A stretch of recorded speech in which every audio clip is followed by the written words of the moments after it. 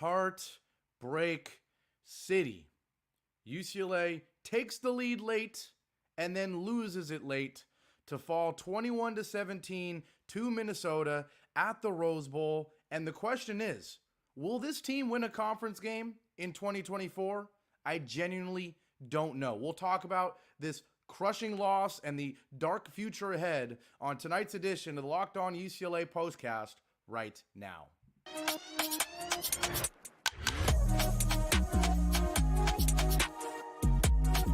You are Locked On Bruins Postcast, part of Locked On Sports Los Angeles on the Locked On Podcast Network. Your team every day. Fours up, Bruin Nation. What's going on? And welcome back to the latest edition of the Locked On UCLA Postcast. Coming at you live, as always, on the Locked On Sports Los Angeles YouTube channel and after the fact, wherever you get the Locked On UCLA podcast feed. If you don't know who I am, hello everybody. My name is Gavin Carlson, a former UCLA football, UCLA sports credential journalist with the Daily Bruin, a recent graduated in June UCLA alum, but also a lifelong UCLA fan. Grew up rooting for this team. My mother went to this school. My older sister went to this school. So I'm a lifelong Bruin, but also a former credential journalist covering this team. I understand this team from every angle, and that's why from every angle, I am really pissed off, really annoyed, really sad, really every emotion you can think of when it comes to this team. UCLA falls to 1-5 on the season, 0-4 in their first year in the Big Ten, thanks to a last-second Minnesota touchdown as the Bruins fall 21-17 at the Rose Bowl in a game where it was just ugly. Okay, the first thing I thought while watching this entire game was, really, I'm missing the end of Oregon, Ohio State for this? I'm missing LSU, Ole Miss for this terrible football game? And especially when UCLA looks like they're not going to do anything in the second half. They go up 10-0 in the first half, and you're like, okay, maybe this team can win this game, can go win, a couple favorable Big Ten matchups going forward. Maybe this team will be okay. You go to Rutgers, who is certainly not a world beater in the Big Ten. You go to Nebraska, okay, mixed opponent there. You host Iowa, who just killed Washington, but then you play Washington. Hey, maybe UCLA can beat Minnesota and then win maybe 2 of those next 4 games. That's 3 wins in the Big Ten. You got 4 wins overall going into USC. Maybe you steal that one. Maybe you beat Fresno. You finish with 5 or 6 wins. It's okay. And then we absolutely lay an egg and roll over in the third quarter, get outscored 14-0. Thank goodness Ethan Garbers throws a late touchdown strike to J.Michael Sturdivant. You're thinking the Bruins are somehow, some way going to escape with a victory in this one. But no. Reminiscent of, so many games. Reminiscent of Jaden Daniels with Arizona State a couple years ago. Reminiscent of Jake Haener with Fresno State I think that same year.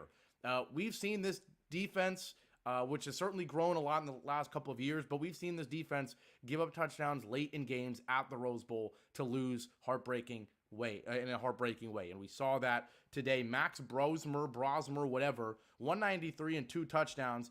He threw just about every pass to Daniel Jackson, 10 for 89, and then he does end up hitting the running back, Darius Taylor, wide open in the backfield for the touchdown to steal this one and to really create big questions regarding whether or not UCLA is even going to win a Big Ten game. It's a legit question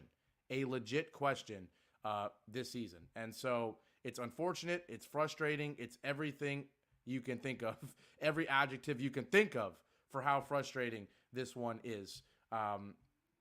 It just sucks. But before we do jump into this one, a quick shout out. I said jump in as if we're not 4 minutes in, but as we get to the actual segments here, first and foremost, a quick shout out to everybody in here. Appreciate everybody who watches live or after the fact. I know it's late on a Saturday night, so shout out to everybody in here live. Shout out to everybody who will watch after the fact. Also, a shout out to the sponsor of today's show. It is FanDuel. Duel. Today's episode is brought to you by FanDuel. Place your first $5 bet, and you'll get started with $200 in bonus bets guaranteed. Visit FanDuel.com to get started.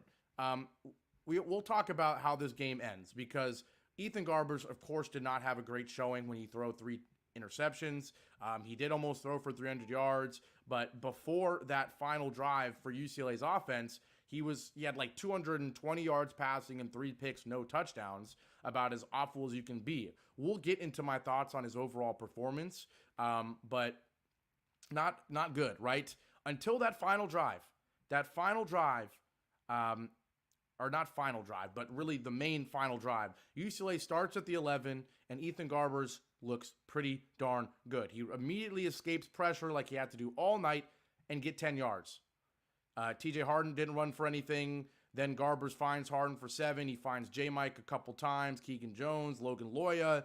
Long story short, Ethan Garbers finds J.Michael Sturdivant on a 42-yard strike to put the Bruins up 17-14. Like I said, the offense did literally nothing in the third quarter, literally nothing until that drive in the fourth. They score with just under 7 minutes to play. But despite UCLA's defense forcing a punt, it was a great punt. UCLA gets pinned at the 3 and out. Minnesota gets the ball, drives down the field, and on 3rd and goal, at the 4. You need one more stop to force a field goal, send this game to overtime, but no. Brosmer finds Darius Taylor out of the backfield, 4-yard touchdown. Minnesota steals the lead, goes up 21-17, and a Garbers Hail Mary in the closing seconds is intercepted for his 3rd interception in this one. Let me talk about Garbers right now, okay? I tweeted it, and I mean it. 2 things can be true at the same time.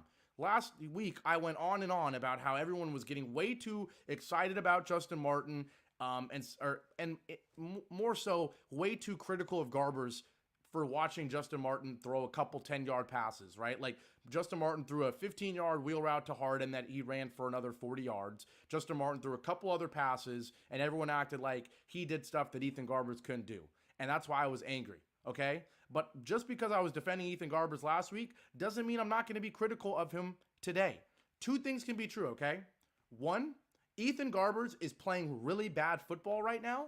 But number 2, this offensive line is making it so that any quarterback on this roster, just about any quarterback in the Big Ten outside of like 3, would look like Ethan Garbers, okay? And a perfect example is that interception, the second one. The first one is a batted down interception, so you can't blame him for that. I saw people saying, oh, Garbers threw a pick in the red zone. Come on, it was batted down. Let's not be ridiculous, okay? Not his fault at all. The second one, though, perfectly summarizes how both can be true in terms of Garbers being bad, but it primarily being this abysmal offensive line.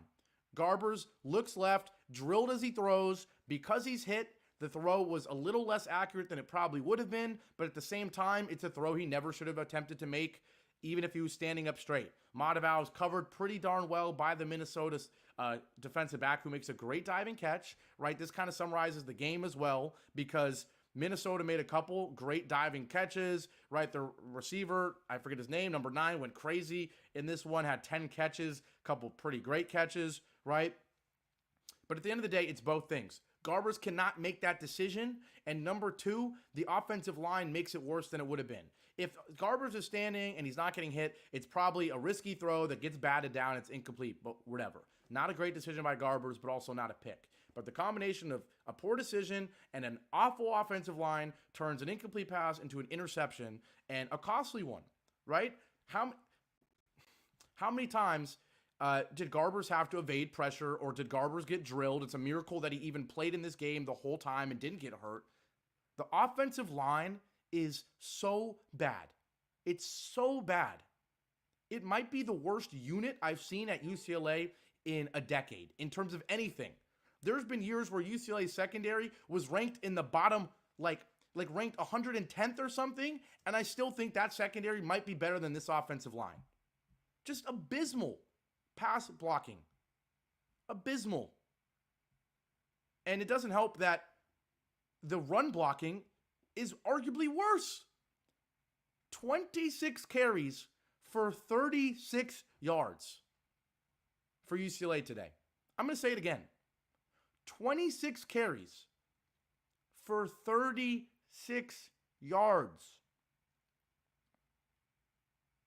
Minnesota goes 23 for 41, and they were more efficient than UCLA. Hello? Anybody home? Hello? Are you kidding me? It's unfathomable. I didn't even say that correctly. Unfathomable how bad this offensive line is. Garbers getting hit on every throw, even on the deep ball to Sturdivant is case in point what happens when you give him some time and you give him an open receiver. Thank God J.Michael Sturdivant actually got targeted today. I was really concerned that the man didn't exist after what we've seen the last couple of weeks. And every single show I was saying this guy is way too good to not get the ball. Well, the moral of the story is he's a deep ball receiver. He's a 15 yards and further receiver. And it doesn't matter how open he gets. It doesn't matter how accurate I think Garbers can be if he has time. He never has time. He never has a clean pocket.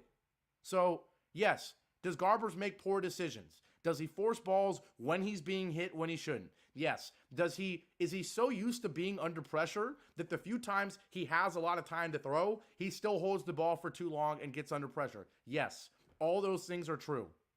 But this offensive line is holding this team back from winning a game in the Big Ten. A single game.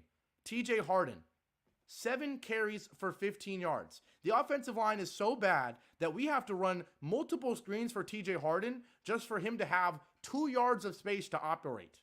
And Bieniemy called an okay game for a team that scored 2 touchdowns, okay?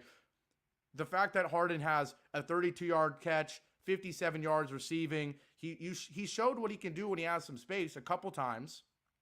Logan Loyal, 4 for 45. J-Mike, 7 for 107. Titus, a couple catches. Carter Shaw, nice 18-yard catch. Mataval, a couple nice catches. The passing game can be decent, if not above average, if the offensive line can be competent. But it's just proven that it can't be. It looked incompetent against Hawaii. Of course it's going to look incompetent against LSU and Oregon and Penn State.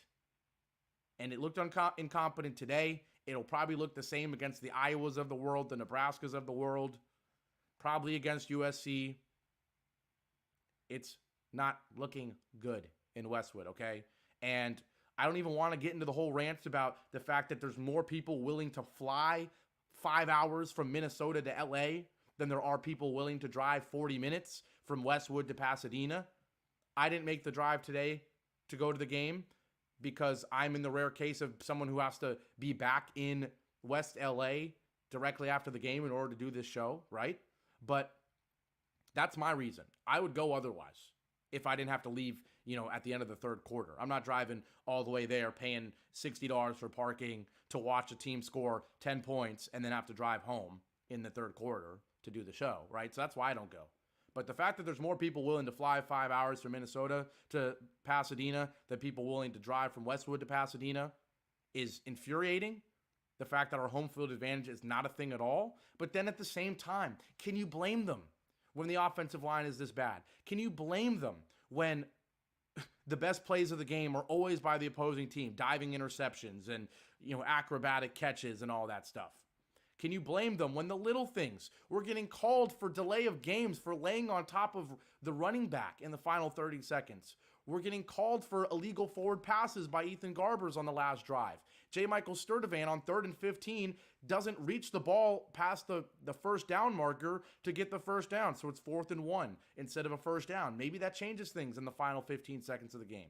Can you blame the fans when after the game, the press conference would make it seem like, hey, this is a 3-3 team. Hey, we played good, but not good enough. That's what it sounds like. We're 1-5. We're 0-4 in the Big Ten. Okay? And I know a lot of the reporters in that room, and I have a lot of respect for them because as someone who's been in that same position, asking a question after a heartbreaking loss is not fun.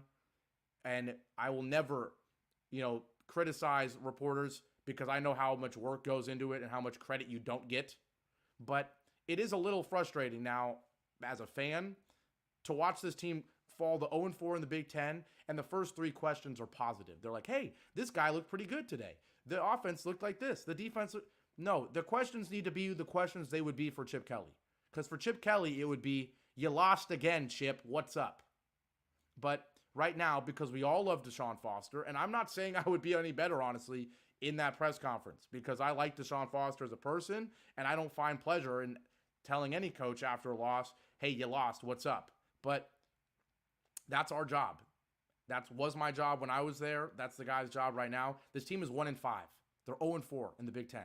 The first 3 questions can't be, hey, the offense looked good. Hey, the defense looked good. Hey, Swessinger played well. We gotta be a serious program in every regard. DeShaun Foster needs to be criticized more. Garbers needs to be criticized more at this point. And it's just bad news. It's just bad news all around for UCLA football. In a day where Oregon looks like a national championship contender, if not favorite, maybe outside of Texas. In a day where UCLA fans are clowning USC for losing at the buzzer to Penn State when they just blew us out, right? Come on, man. Come on, man. It's just frustrating. It's so frustrating. We'll talk about more of the specifics. We'll talk about the defense being, for the most part, pretty solid after our first break here on the Locked On UCLA Postcast. Now, today's show is brought to you by Hims. A new one. You know, guys, sometimes intimate moments happen spontaneously, and we always want to be ready so we can perform in the bedroom. It's a crazy ad read they got me doing right here. Hims provides access to treatments that can help you stay hard and last longer, giving you that boost of confidence so you can be ready whenever the mood strikes. Your sex life is important, but your schedule is busy. You don't have time to go to the doctor's office to get treated for ED. Through Hims, you can get a personalized ED treatment without stepping foot outside your door. Hims is changing men's healthcare by providing you with access to affordable sexual health treatments from the comfort of your couch. Hims provides access to a range of doctor-trusted ED treatments like chewable hard mints and Viagra and Cialis and their generics for up to 95% cheaper.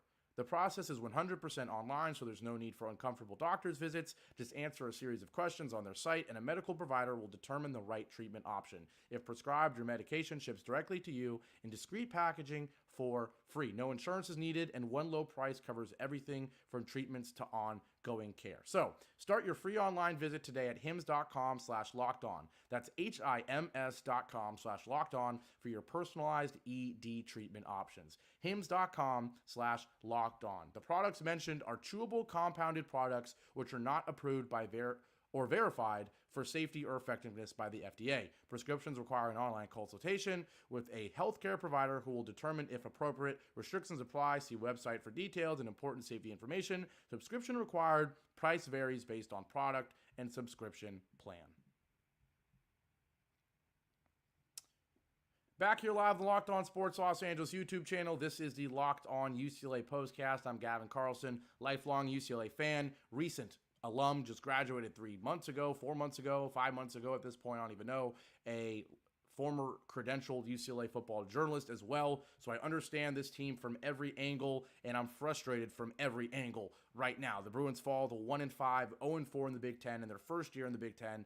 If they can't beat Minnesota, if they can't beat Indiana, of course they're not going to beat Oregon. Of course they're not going to beat Penn State. Of course next year and in the future years, they're going to get murdered by Michigan, murdered by Ohio State, right?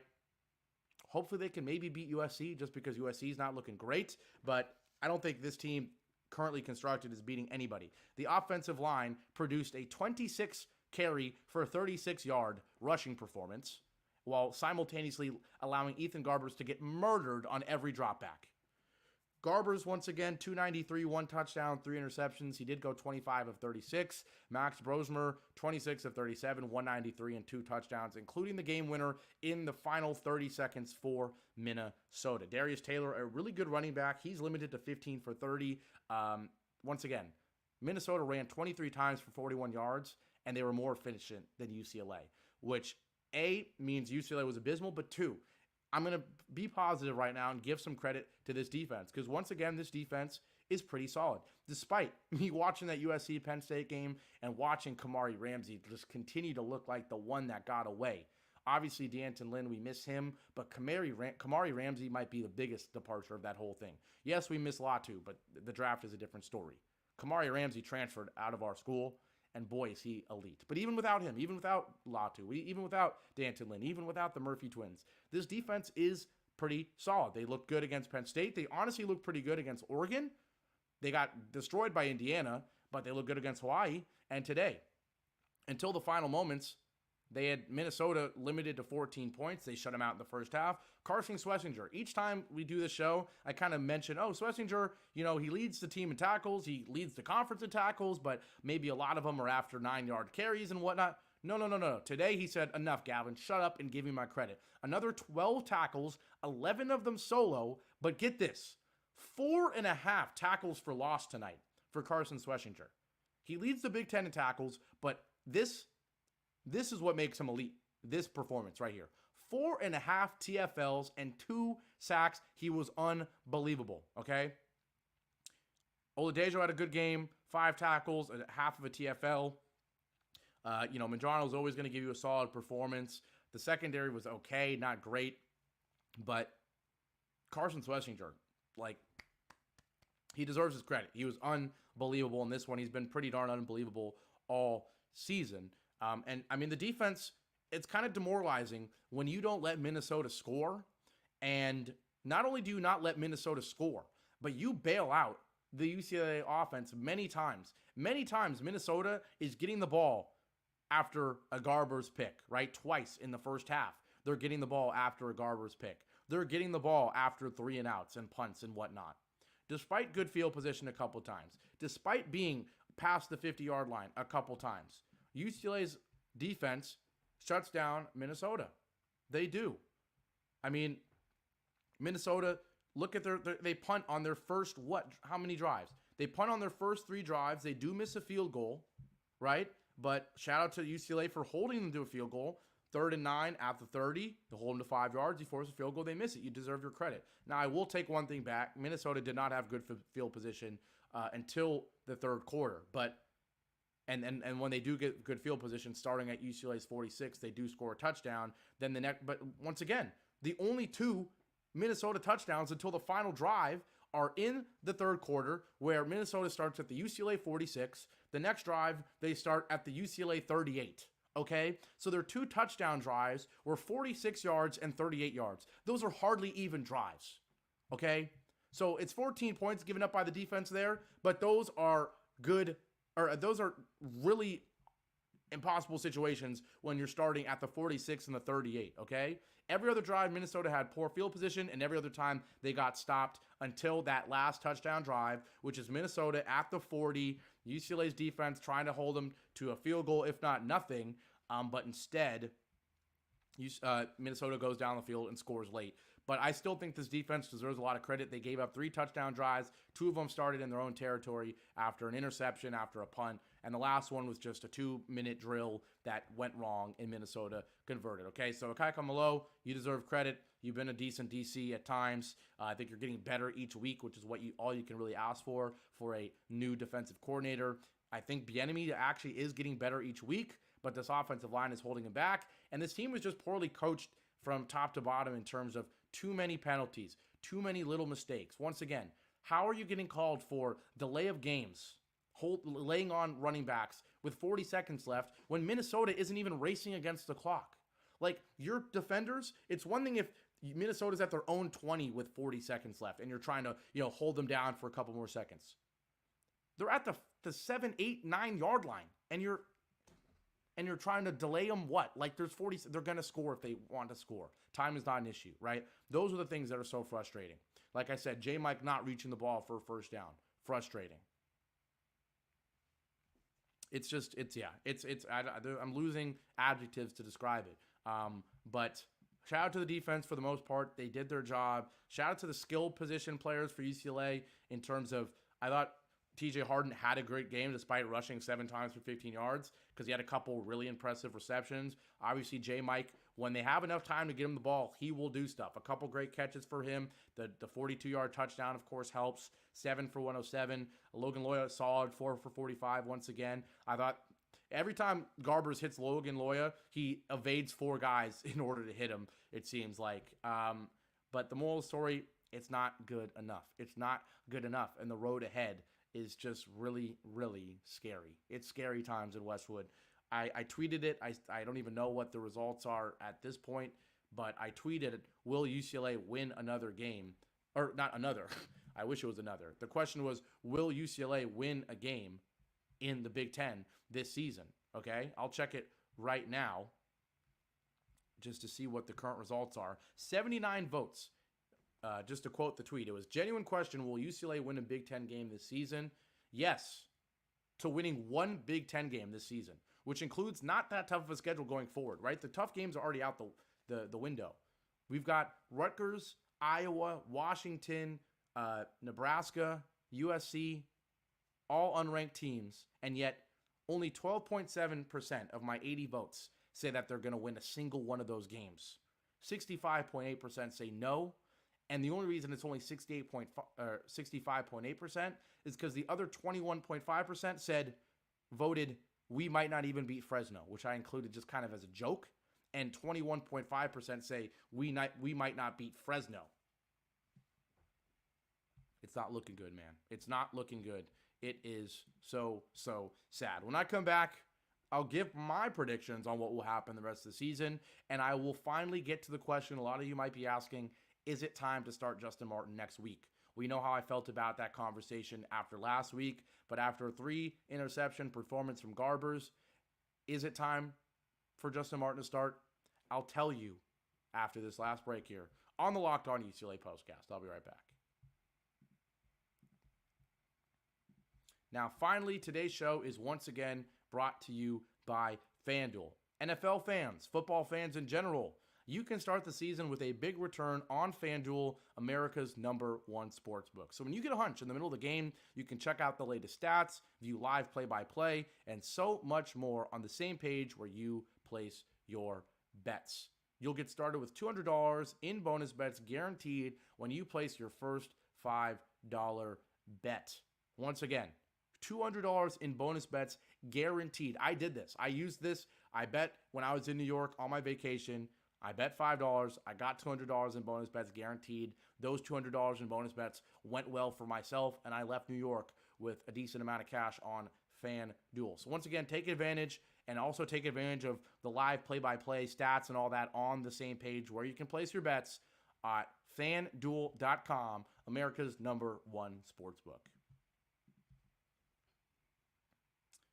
Back here live one more time on the Locked On Sports Los Angeles YouTube channel. This is the Locked On UCLA Postcast. I'm Gavin Carlson, former credentialed UCLA football journalist, former UCLA student, current UCLA alum, lifelong UCLA fan, and a depressed man tonight, okay? What a day for college football, I will say. What a day. So many great games. Oregon, Ohio State lived up to the hype. What an unbelievable 2-versus-3 showdown. Everything that game meant. You know, Chip Kelly, the offensive coordinator, against the program he helped build. Ryan Day, once again, falling short in a big game.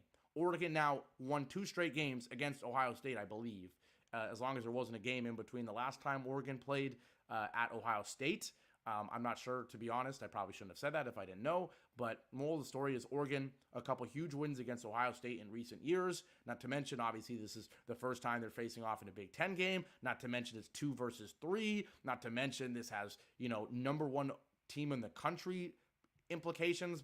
I know Texas went crazy today, but Texas didn't beat a #2 or #3 team in the country yet, like Oregon just did. So what a game that was. What a game LSU versus Ole Miss was. What a game that USC Penn State game was. What a collapse by the Trojans. What an impressive comeback by Penn State. So many great games. And while this game did not have any of the same implications, this UCLA-Minnesota game did come down to the last 27 seconds and then come down to a Hail Mary after that. I mean, the Alabama game earlier this morning was crazy. The Cal game was crazy this morning. A lot of great football games. Thank goodness for that. That's kind of all you can ask for in a year where your specific team, being UCLA, has made this year anything but exciting.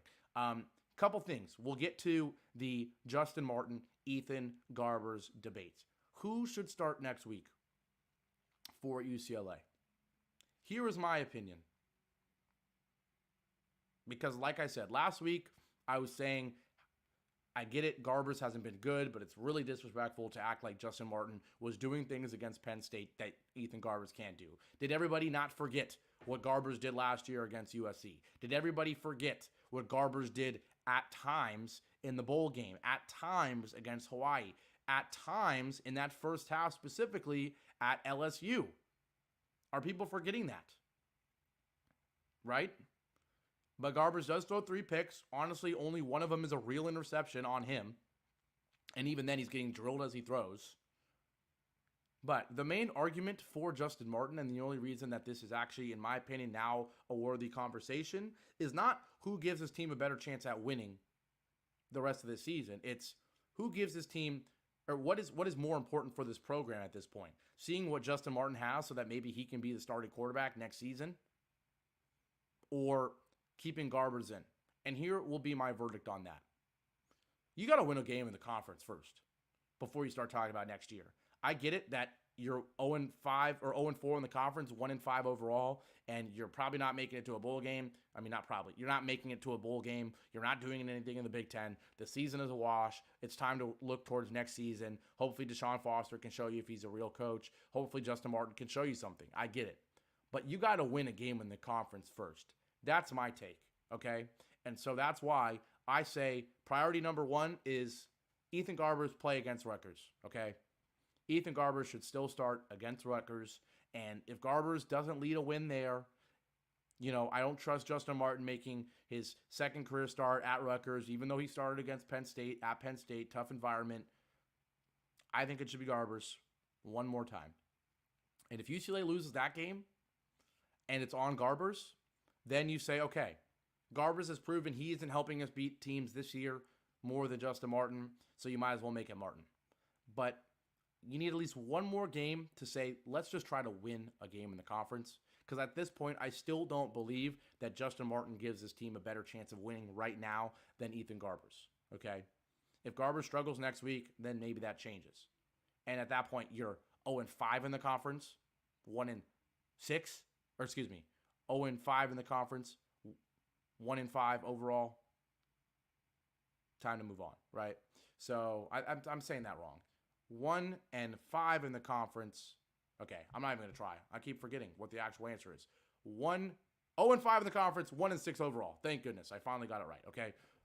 At that point, it's like, whatever. Prepare for next year, Justin Martin, see what you got, okay? But I can say give Garbers one more start next week against Rutgers, and if you can't get it done then look towards next year with the rest of the season with Justin Martin. That was a really long and poor way of me saying give Garbers one more chance. That's what I said, okay? Summarize it to that. Real quick, I will look at the remainder of the schedule and tell you where I think there's wins, okay? Next week at Rutgers, I'm actually going to be a homer. I'm just going to flat out say it that I'm being a homer with this pick, but I do say UCLA beats Rutgers at Rutgers, okay?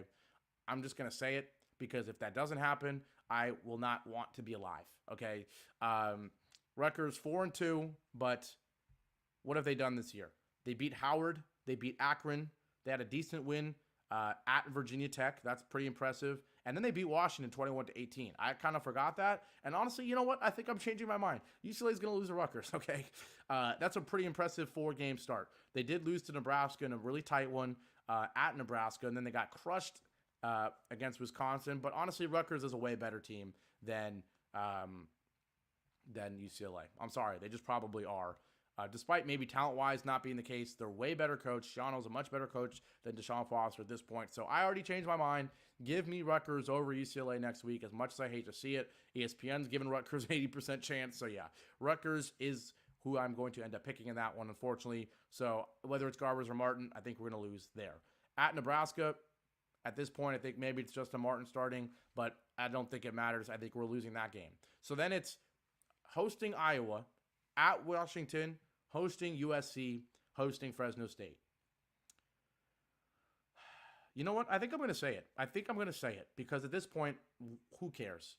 UCLA is going to win one game in the Big Ten, and it's going to be against USC. And it's not because UCLA is better than USC. It's not because USC is a bad team. I don't think USC is a bad team. I know all the memes about Lincoln Riley saying this team's one play away from being undefeated or whatever, but the moral of the story is they outplayed Penn State for 3 out of the 4 quarters and lost in overtime on a field goal to the number 4 team in the country. They beat LSU in a primetime opening week game. They lost at Michigan at the buzzer, who isn't a world beater at all, but not a terrible team, and at that point, still a ranked team at the Big House. And then they had a bad loss against Minnesota. USC is not terrible. They are an average Big Ten team, okay? And UCLA is a below-average Big Ten team right now. But this rivalry, it makes no sense. Ethan Garbers outplayed Caleb Williams last year. Just because who even knows? Give me UCLA beating USC as the only Big Ten win for UCLA in year 1 against, how ironic, another Pac-12 convert to Big Ten program. Because it's the rival and because the season makes no sense. And because it's D'Anton Lynn and Kamari Ramsey and John Humphrey against UCLA, who knows? I'm just going to come out and say it right now just because it's funny and it's probably what will happen knowing this team and knowing this rivalry and knowing UCLA football and knowing LA football and knowing USC football. Give me UCLA against USC as the first win by the Bruins in the Big Ten because it unironically might be our best chance just because of the rivalry factor. UCLA is not better than Rutgers at Rutgers. UCLA is not better than Nebraska at Nebraska. UCLA is not better than an Iowa team that just killed Washington, but UCLA is also not better than a Washington team at Washington that beat Michigan, okay? So UCLA is not better than any team on the remainder of their schedule other than Fresno State. But if there's a game that we're going to win, it'll probably be USC at the Rose Bowl because that's the only game at the Rose Bowl that might have more than 5 fans, and the rivalry makes no sense. That's my hot take because why the heck not? There's still questions about DeShaun Foster as a head coach. There's certainly questions about Ethan Garbers as well. We'll see if any of those get answered next week at Rutgers. I do think Garbers deserves one more shot. With all that being said, I'm Gavin Carlson. This was the Locked On UCLA Postcast. Shout out to everybody who watched live. Shout out to everybody who's watching after the fact as well. As always, leave a like, comment, subscribe if you haven't already, all that good stuff. I'll be back next week for UCLA's game at Rutgers. Indeed, the Rams do not play this weekend, so I am off tomorrow. No Rams postcast, but I will be back next weekend for UCLA versus Rutgers and for the Rams against the Raiders. All right, I'm taking off. Have a great rest of your Saturday night. Hopefully it's better than watching that game was. Have a great rest of your weekend. I'll see you back here next weekend. And as always, even after a loss, 4's up, 8 clap. We're still the best university on the planet. And one day, this football team, this football program will get back to where it deserves to be. And oh yeah, we're one day closer to basketball season. That's all I can say at this point. All right, take care, everybody. 4's up, 8 clap. Go Bruins. Have a good one. Take care.